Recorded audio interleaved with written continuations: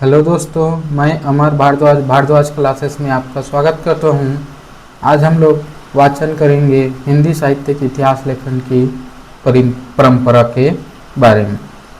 आचार्य रामचंद्र शुक्ल कृत हिंदी साहित्य का इतिहास, वक्तव्य एवं काल विभाजन आदि के अनुसार आचार्य रामचंद्र शुक्ल ने अपने से पहले लिखे गए साहित्य इतिहास ग्रंथों को कवि वृत्त संग्रह कहा है। जैसे कि शिव सी सरोज को कवि वृत्त संग्रह, the modern vernacular literature of Hindustan को बड़ा कवि वृत्त संग्रह और मिश्र बंधु विनोद को प्रकांड कवि वृत्त संग्रह नाम दिया है। हिंदी साहित्य इतिहास लेखन की परंपरा। हिंदी साहित्य का इतिहास लेखन की परंपरा शुरुआत करते हैं विदेशी विद्वान से। भारतीय विद्वानों ने इसका प्रयास बाद में किया, विदेशी विद्वानों ने प्रारंभ में किया, वही आगे चलकर नींव साबित होती है। पहला है इस्तवार द ला लिटरेच्यूर हिंदुई ए हिंदुस्तानी, 1839 ईस्वी, फ्रांसीसी विद्वान या फ्रेंच विद्वान गासा द तासी द्वारा लिखा गया।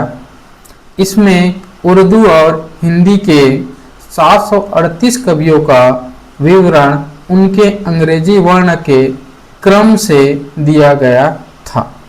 केवल 72 कवि हिंदी से संबंधित थे। यह फ्रेंच भाषा में लिखा गया था। हिंदोई का अर्थ हिंदवी और हिंदुस्तानी का अर्थ हिंदुस्तानी उर्दू था।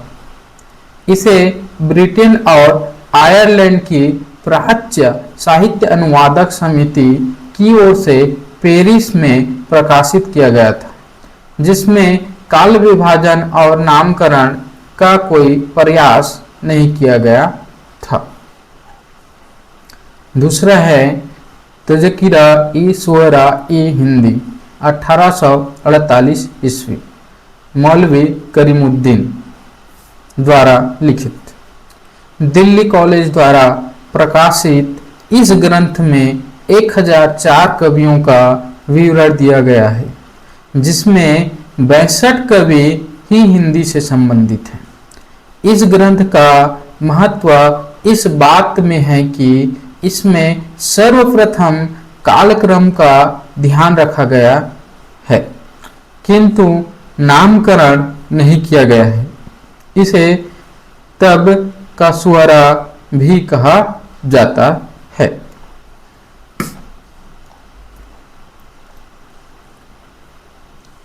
तीसरा भाषा काव्य संग्रह, 1873 ईस्वी, महेश दत्त शुक्ल द्वारा रचित।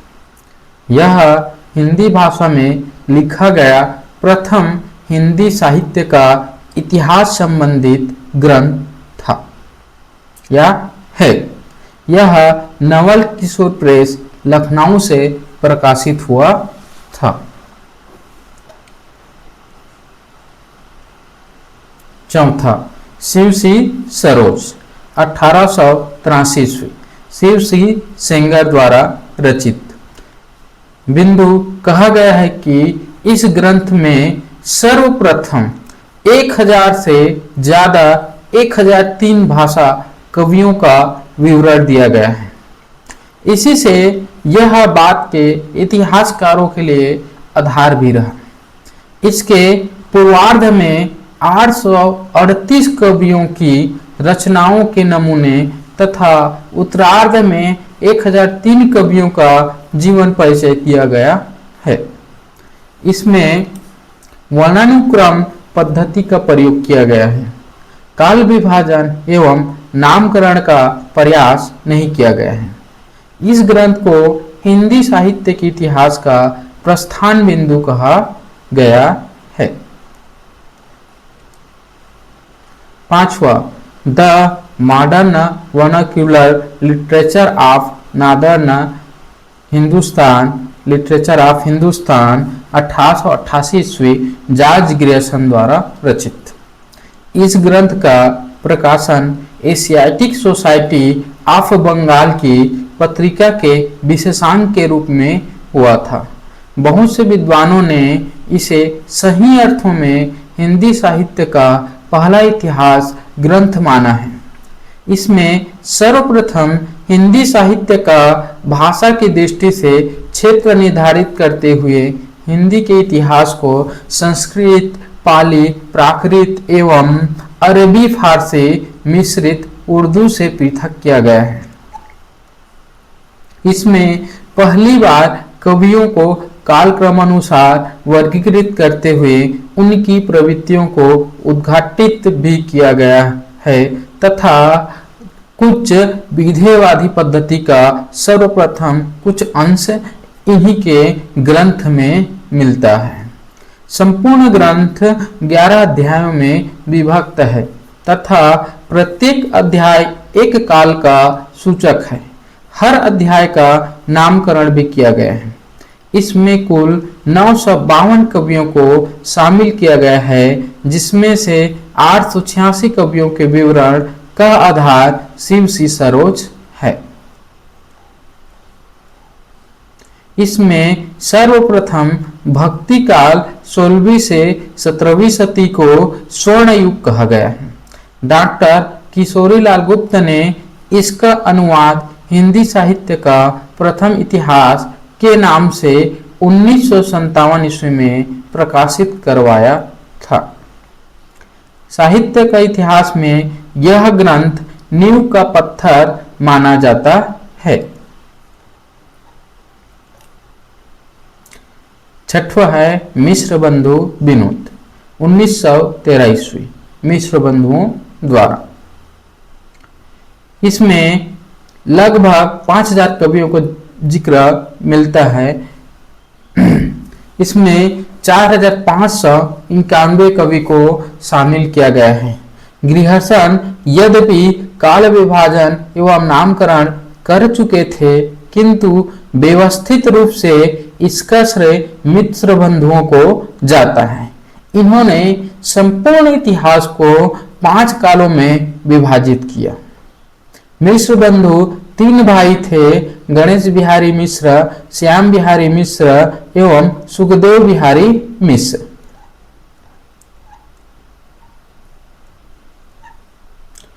सातवां हिंदी साहित्य का इतिहास 1929 ईस्वी आचार्य रामचंद्र शुक्ल द्वारा रचित ग्रंथ।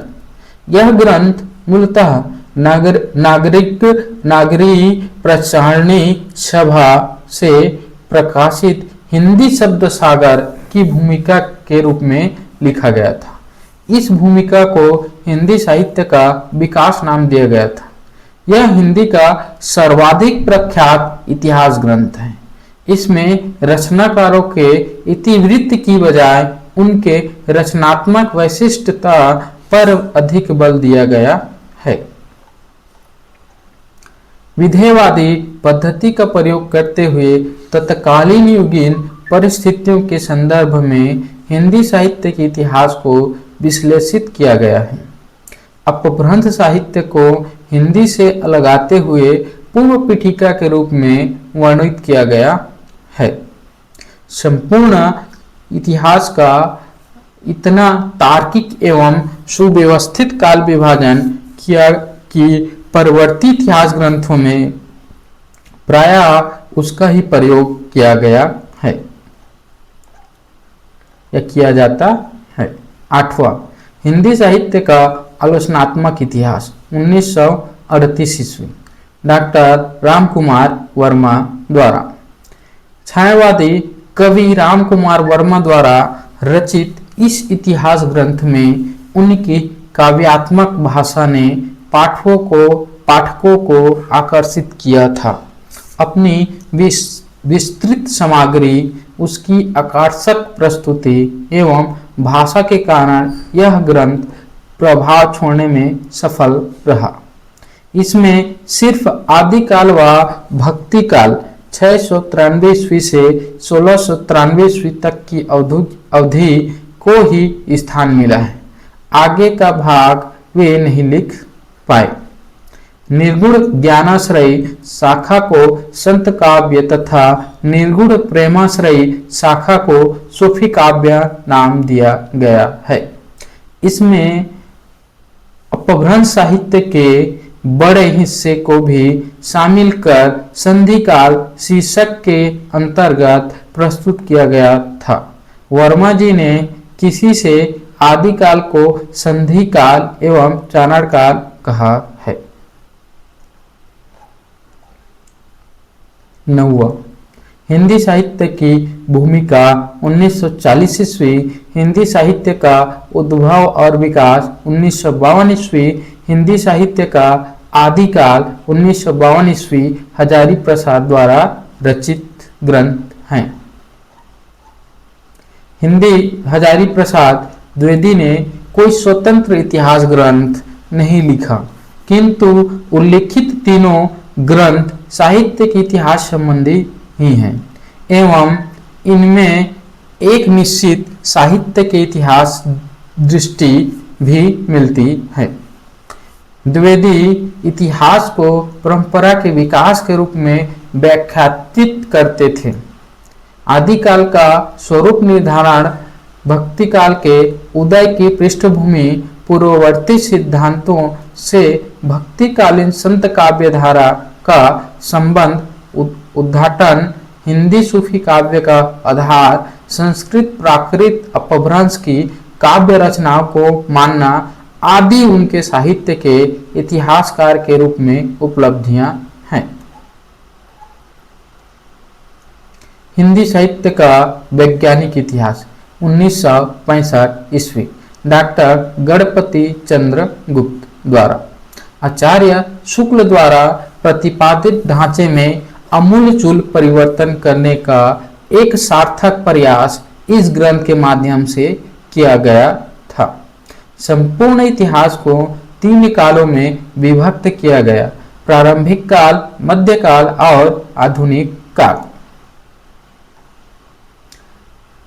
11वां हिंदी साहित्य और संवेदना का विकास 1986 ईस्वी, रामस्वरूप चतुर्वेदी द्वारा साहित्य के इतिहास लेखन के लिए व्यास सम्मान सहित कई पुरस्कार प्राप्त करने वाला यह ग्रंथ अपनी लोकप्रियता एवं आकर्षण में अद्वितीय है।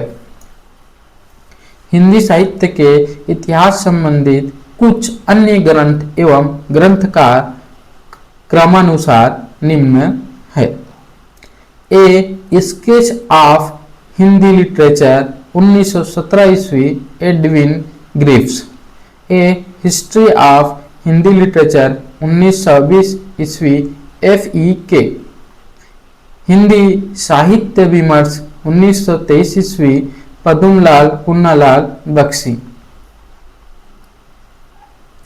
ब्रज माधुरी सार 1923 ईस्वी, वियोगी हरि। हिंदी भाषा का विकास 1924 ईस्वी, हिंदी भाषा एवं साहित्य 1930 ईस्वी, श्याम सुंदर दास। कविता कौमुदी 1928 ईस्वी, राम नरेश त्रिपाठी। हिंदी साहित्य का विवेचनात्मक इतिहास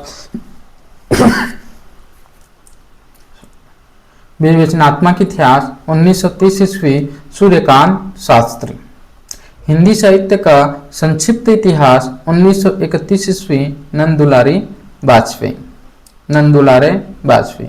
हिंदी भाषा और उसके साहित्य का विकास 1931 ईस्वी, अयोध्या सिंह उपाध्याय हरिवंश। हिंदी साहित्य 20वीं शताब्दी 1942 ईस्वी, नंदुलारे वाजपेयी। हिंदी साहित्य का बृहद इतिहास भाग 16 भाग 1961 ईस्वी, नागरी प्रचारणी सभा कांसी। हिंदी साहित्य का सरल इतिहास 1950 ईस्वी, विश्वनाथ त्रिपाठी।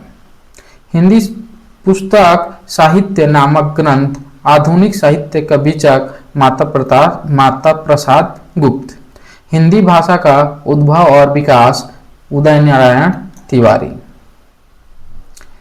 यह है दोस्तों हिंदी साहित्य इतिहास लेखन की परंपरा। वीडियो पसंद आए तो मेरे वीडियो को लाइक कीजिए, मेरे चैनल को सब्सक्राइब कीजिए। धन्यवाद।